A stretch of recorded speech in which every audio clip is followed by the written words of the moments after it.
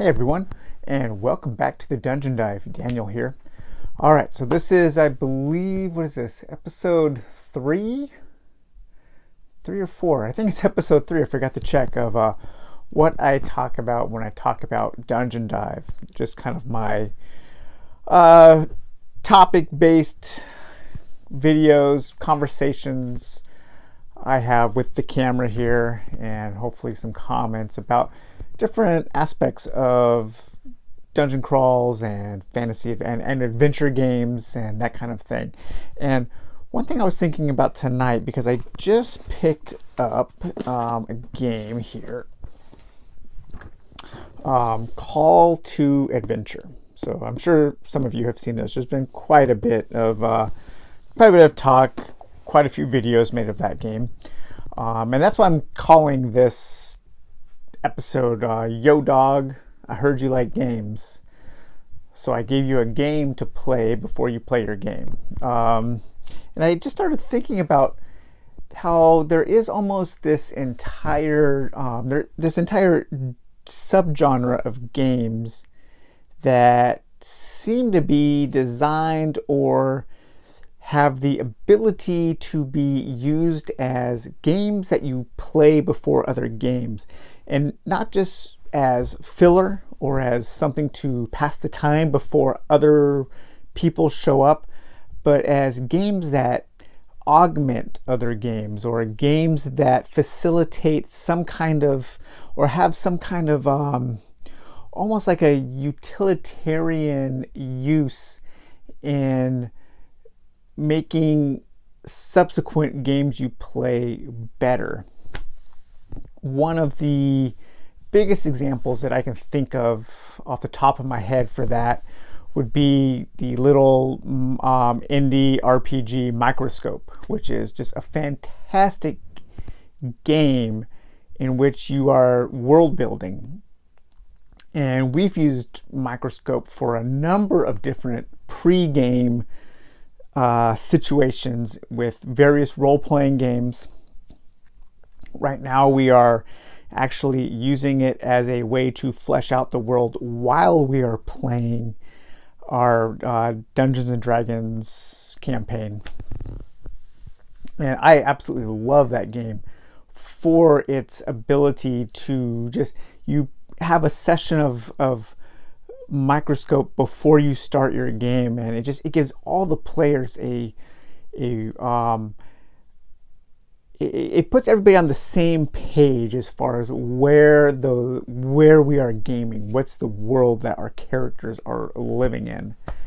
Another good example would be along the same lines would be something like Fiasco, which is, you could use it kind of like Microscope, but more to flesh out the relationships between characters.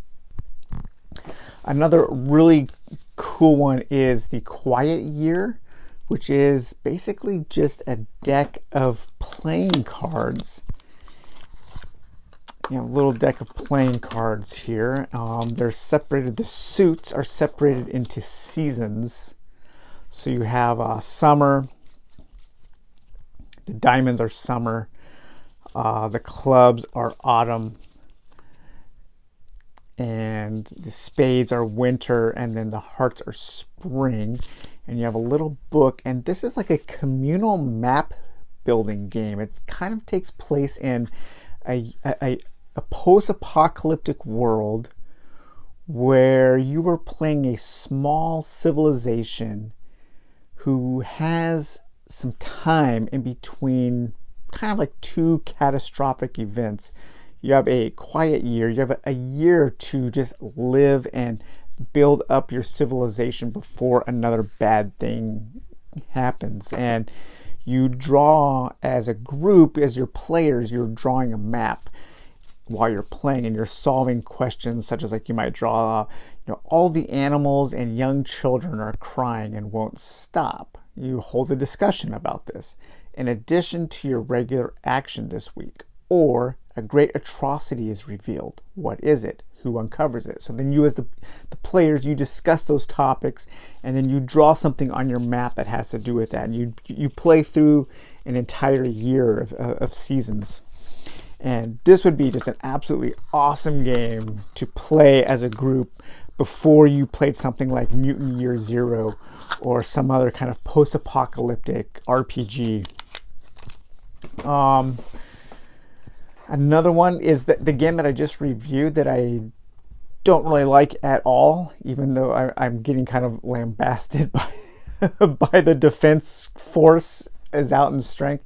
I think because my review is the only one on YouTube probably, and I don't like it, and a lot of people do. But the Storymaster's Tales, Weirding Woods, I do believe that this could actually be a cool tool to be used before playing a more like fairy tale based role-playing game.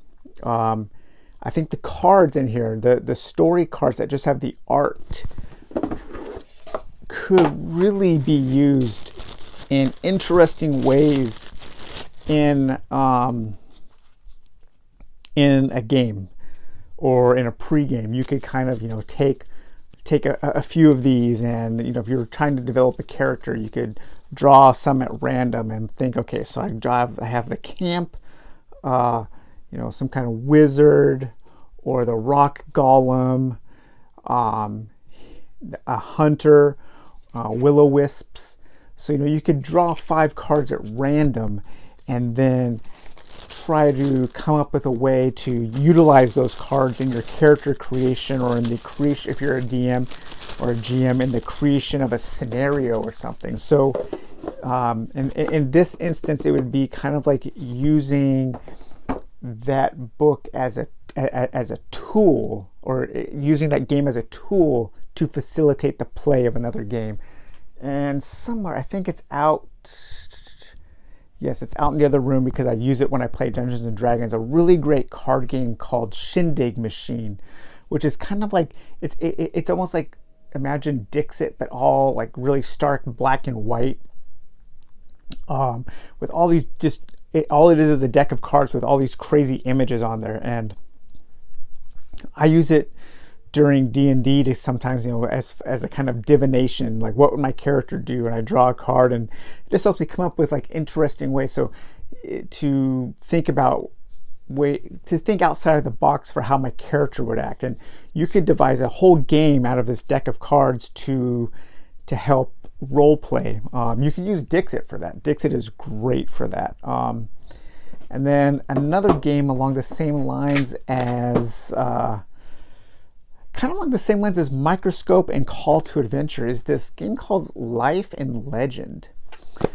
This game is not talked about too much, and I think I know why. It's really interesting. This has become an adventurous wanderer on a lifelong journey through a perilous world. Seek truth, justice, power, or merely fame and fortune. Prevail against your opponents. Overcome all obstacles set before you. Keep your eyes ahead and the wind at your back. This is kind of like a kind of a hippie adventure game. It's very, I guess you could say it was like spiritual.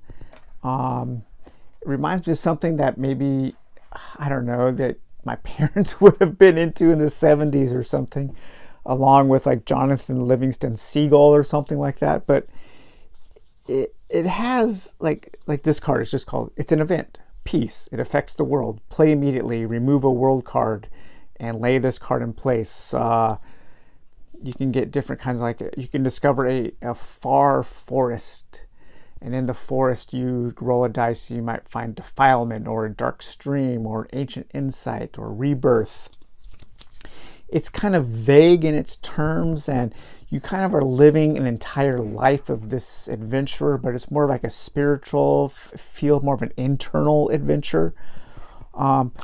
I think the main problem with this game is in the rule book, in that it tells you the rules of the game, but doesn't really give you a good example of how the rules fit with the theme and how you should approach playing the game. But using this as a way to help come up with another story for an RPG or a character would also work really well. And that kind of brings me back full circle to Call to Adventure, which I'm definitely going to be doing a couple videos on. This is a really, really neat game. It is all about building a character and really doing so with these cards that are almost all art. And so while it is like a storytelling game, you're not reading the story, you're looking at pictures and kind of connecting the dots in your brain about what has happened to your character, their life, their mission, their quests, their goals, their accomplishments, their detriments, their struggles. And I think it plays pretty quickly, and this would be such a cool game to play before you play any kind of fantasy role-playing game. I think it would give the players just a great opportunity to develop a character first without thinking about, the mechanisms, without thinking about the numbers and the rules, just as a way to come up with a narrative ideas for your characters. So yeah, there seems to be more and more of these kind of games that are like almost tools to be used to help shape and hone other games that you play. And do you guys have any more? I'm really curious about this as a subgenre and as a topic. They seem to be kind of like smaller card games, really seem to lend themselves well to this kind of thing, because all of these games that I mentioned all are all almost entirely run by just a deck of cards. There seems to be kind of a motif there, except for like Microscope and Fiasco. Those are little books. But yeah, so let me know if you have any. I'm just thinking about. Oh, there's a big one coming up. Of course, is for the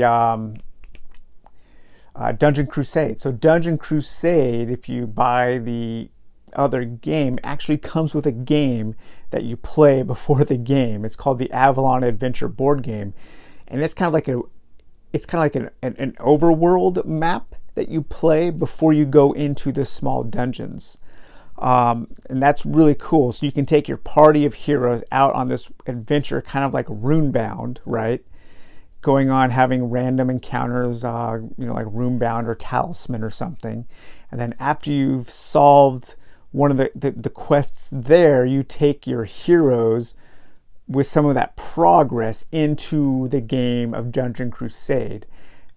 And that's really cool. We always thought of how neat it would be back when Descent, first edition was, where if you could play a game of Runebound, and then when you land on a ruin in the overland, then you could go and have a dungeon in Descent or something like that. That would, so you could be constantly like going back and forth between different scales, a big wide open map scale, overland crawl, hex crawl, and then down into like the nitty gritty of the dungeon.